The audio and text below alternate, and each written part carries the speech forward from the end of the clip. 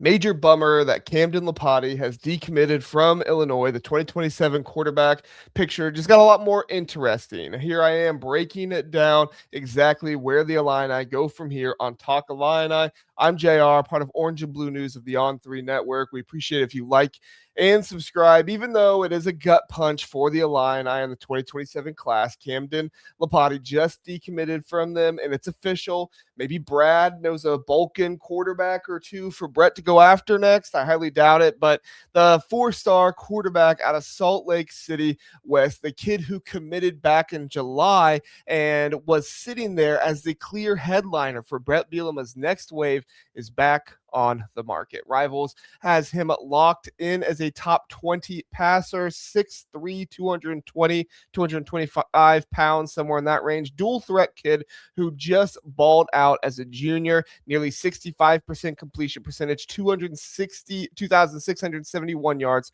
34 touchdowns, only 8 picks through the air, and plus 730 yards and 10 scores on the ground. The dude raised his stock big time after the pledge, and now the big brands are circling hard. You could see this coming a mile away if you were paying attention to the visits, to recruiting, and all that stuff. Lopati had unofficial stops at Michigan, Notre Dame. Those are the top two. Duke and Cal were in there as well, though through March and early April. He was supposed to be on campus in Champaign for an official visit last weekend. Staff had that locked in, but he ended up canceling it after spending multiple days in Ann Arbor with the Wolverines. That Michigan trip was the big one. Kyle Whittingham, who recruited him heavy when he was at Utah, is now the head man up there with offensive coordinator Jason Beck, who has built a real relationship early on with Camden Lopati. Notre Dame's been in his ear too. Lopati straight up called it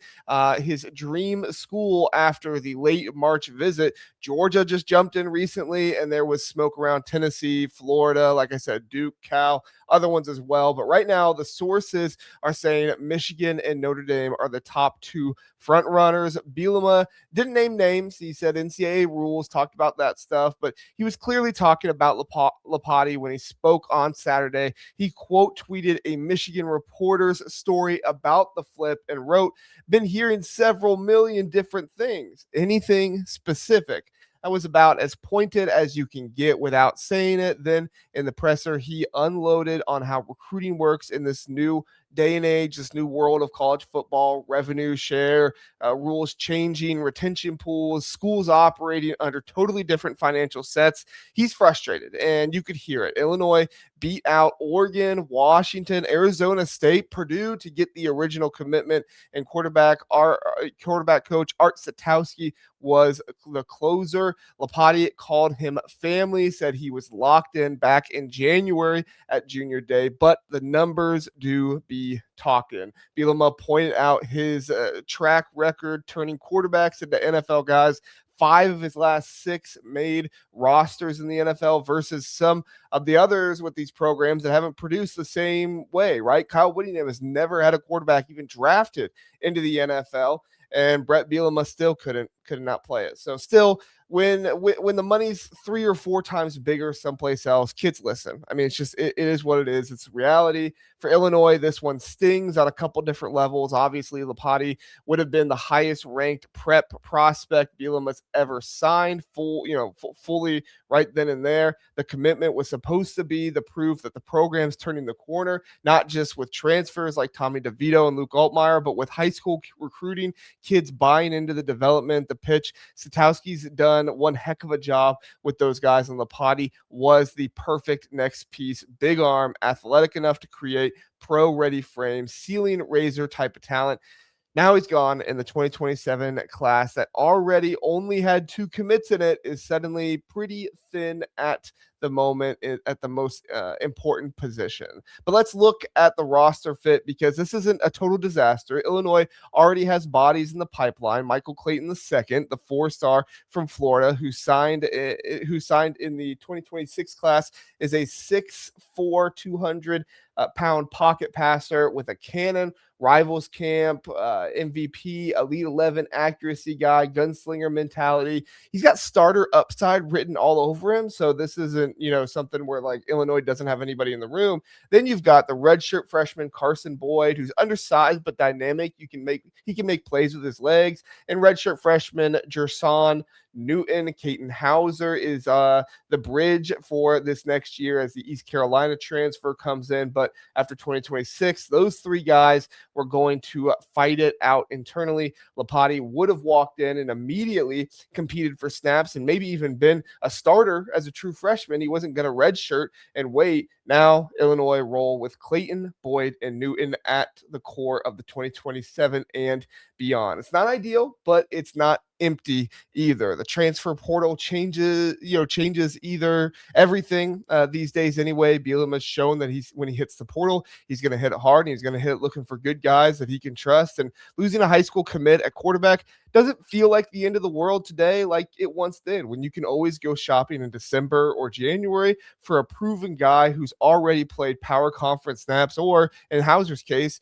group of 5 snaps, and somebody that's shown they're ready for the power 4, power 2, whatever you want to call it. Still, you hate to lose the momentum. Lopati was the guy who was going to validate the whole "we develop quarterbacks better than anybody else" type of idea, type of sell. Michigan's got tradition, big stage, Whittingham, familiarity, all that stuff. Notre Dame is Notre Dame. It's his dream school vibes, national platform. Those pools are really are real, especially when the financial gap is as wide as Bielema implied. Look, Illinois built something solid under Bielema. Culture's there. Development's proven. They treat kids like family. Lopati said it himself back in February. But the landscape shifted under their feet. This decommit is a reminder that even when we do everything right at the front end of the spring and the junior year turns into a free-for-all, the Illini have a strong story to tell. Future 2027 prospects, playing time available, quarterback-friendly scheme, NFL pipeline. They'll pivot, probably lean heavier in the portal for depth next year and keep grinding it out. It's frustrating, no doubt. I get it. Everybody's frustrated with stuff like this, even though you saw it coming. Lopati was the one shiny one, but the program's foundation is deeper than one kid. They'll be fine. They'll reload, and if Michigan or Notre Dame ends up with him, well, they're go be with the big boys and go flex, and who knows, maybe you'll play there, maybe you'll transfer out. Not wishing anything on him, just being honest here. Who knows how things are going to work out those places nowadays. Illinois has the bigger things to worry about this fall anyway. Got to win some games in 2026 so the next wave sees a winner, and that's the only recruiting pitch that really matters long term. Here's the real question though, Illini fans, and let me know what you think about this. I want to hear your thoughts in the comments on this one. Is this just another case of the big national brands with deeper pockets stealing the talent from a solid Big Ten program like Illinois, or are we overreacting because Michigan and Notre Dame still get that old school respect while the national media sleeps on what Bielema's actually building in Champaign? Let me know where you stand. What's the thought? What's the latest on Kamden Lopati in your mind? And this is what it means for Illinois that we've talked about here moving forward. Sucks to lose a talent like that, but the portal gives, the recruiting takes away, I guess you could say.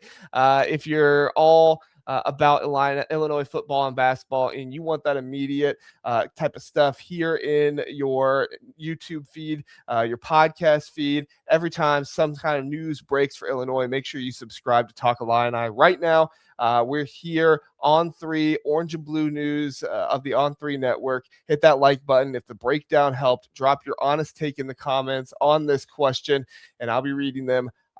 Thanks so much for listening. Thanks for watching. Have a good one.